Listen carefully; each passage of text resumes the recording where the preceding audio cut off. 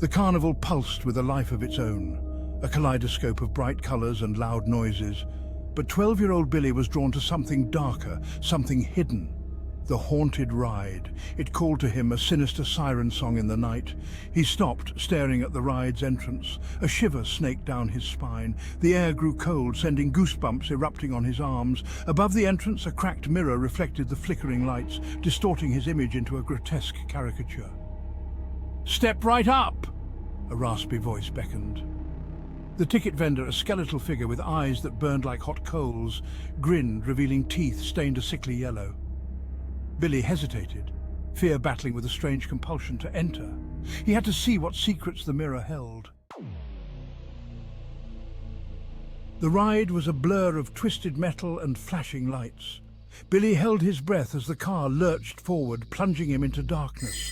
He braced himself, the metallic scent of fear heavy in the air. Then he saw it, the mirror. It loomed at the end of the tunnel, its surface swirling with an otherworldly mist. As his car rattled closer, he saw a face reflected back at him. But it wasn't his own. It was a girl, her face pale and drawn, her eyes wide with terror. She reached out, her hand pressed against the mirror's surface, a silent scream etched on her lips. Billy recoiled, his heart pounding like a drum in his chest. The car screeched to a halt, leaving Billy stranded in the suffocating darkness. The mirror glowed, bathing him in an eerie green light. He was trapped, alone with the reflection that was not his own. His breath caught in his throat. The reflection moved. The girl in the mirror began to climb out, her movements jerky and unnatural. Her eyes, pools of liquid darkness, locked onto his, holding him captive in her gaze. Panic welled inside him. He hammered on the car door, but it wouldn't budge. He was trapped, with no escape from the horror that awaited him. Terror coiled around him like a serpent, squeezing the air from his lungs. Section 4, Facing the Phantom. His scream echoed through the darkness as the girl broke free from the mirror's surface, her form shimmering like heat waves in the air. She glided toward him, her feet not touching the ground. "Help me," she whispered, her voice a mournful sigh that sent chills down his spine.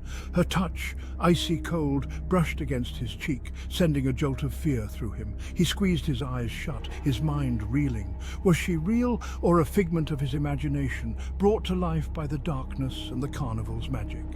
He didn't know what to believe anymore. Section 5, No Escape. When he finally dared to open his eyes, she was gone. The car lurched back into motion, carrying him away from the haunted mirror. But the terror lingered, a cold knot in his stomach. As he stumbled out of the ride, back into the cacophony of the carnival, he glanced back. The mirror no longer glowed, its surface reflecting nothing but the distorted images of the passing crowd. But Billy knew the truth. He had seen the horror that lurked within its depths. He was safe for now. But he knew with a chilling certainty that he would never be truly free from the haunting gaze of the girl in the mirror. The carnival, with its alluring lights and sinister shadows, had chosen its next victim.